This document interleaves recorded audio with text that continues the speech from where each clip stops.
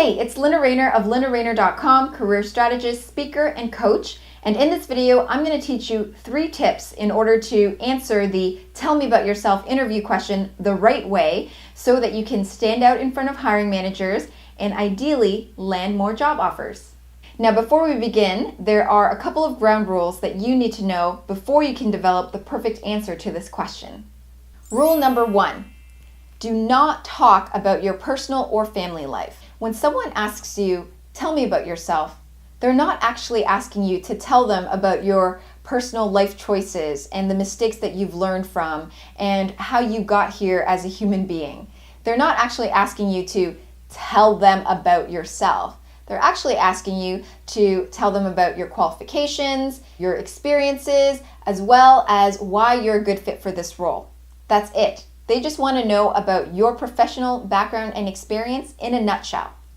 Rule number 2, do tell a story. Even though I said you shouldn't be telling them your life story, you do want to tell them your professional work story.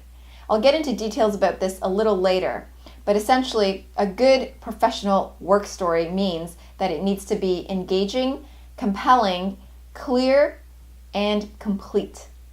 So now that we've got the ground rules out of the way, let's move on to our 4 major tips on how to answer the tell me about yourself interview question. Okay, so let's start off with tip number 1. Tip number 1 is to give a snapshot of your work history. So what this means is you're going to go back in time to the earliest professional job that you've ever held, and you're going to start your story from there. So you're essentially going to describe what company you worked at, what the title was that you held when you were in that position, how long you stayed in that position for, and most importantly, what were your major responsibilities in that position. So for example, let's just say that you started off your career 5 years ago as a financial analyst. Okay, let's just make this up. Let's just use another accounting example. You started off your career as a financial analyst 5 years ago, and then you moved up to senior financial analyst, and now you're a finance manager. When you tell your story, you're going to start with your role as a financial analyst.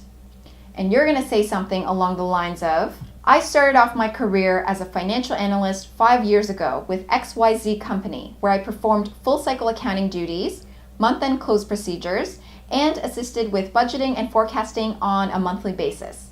So now you're going to do that for each and every one of your positions. You're essentially telling mini work snapshots for every position that you've held up to the current position that you're holding right now. Tip number 2, make your mini stories achievement oriented. So after you've told the employer about the company that you were at, the title that you held, the number of years you were there for, and the major responsibilities that you had in that position, you're then going to also describe one major accomplishment that you were able to achieve in that role. So I explained a lot about what accomplishments were in my previous video, Resume Hacks, How to Make a Resume Stand Out, which is in the link below. But at the same time, I'll explain it here.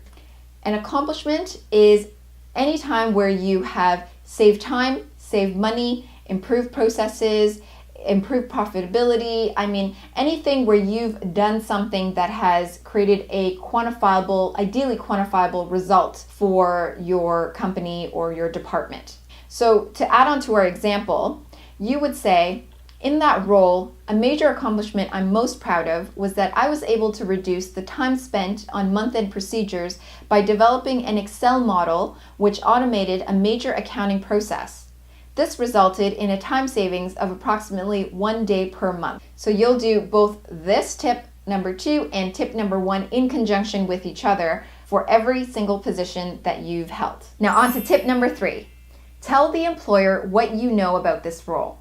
Once you've gone through your entire story and you've told the employer about your major roles as well as the accomplishments that you've achieved, it's now time to acknowledge to the employer what you know they need for this particular position that they're hiring for. So to continue on our example, you'll then say, I understand that for this position of finance manager that you're hiring for, you're looking for someone with strong process improvement skills. The reason why this is so important and that so many people don't do this is because what it does psychologically is that it tells the employer that not only are you aware of your abilities and your achievements, but that you're also aware of his or her needs as well and what they're looking for. And when you can say something as simple as just simply acknowledging, I'm aware that, for this role you need process improvements, skills, and abilities, it's creating a connection with the employer. It's not you any longer just talking at them, you're talking to them. Finally, on to tip number 4. Tell the employer why you're the right fit for what they need. This is the icing on the cake. It's the cherry on top, and it's the one thing that many, many people do not even bother to say when they're answering this or many other interview questions. And that is to tell the employer to literally spoon feed them, to maybe even brainwash them into understanding why you are the one and only and perfect fit for this position. So to add on to our example, you would say something like, overall, due to my strong background and achievements in successfully identifying gaps and creating efficiencies, I am confident I'll be able to succeed in this role that you're hiring for.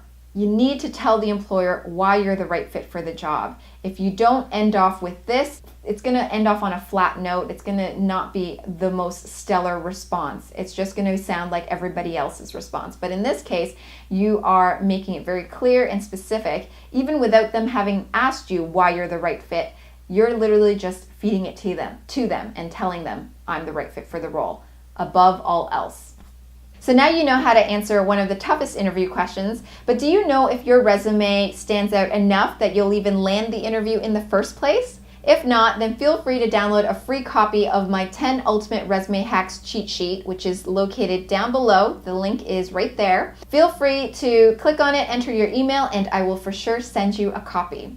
If you like this video, then please give it a thumbs up, subscribe, share it with your friends, and thank you so much for watching. I will see you in the next video.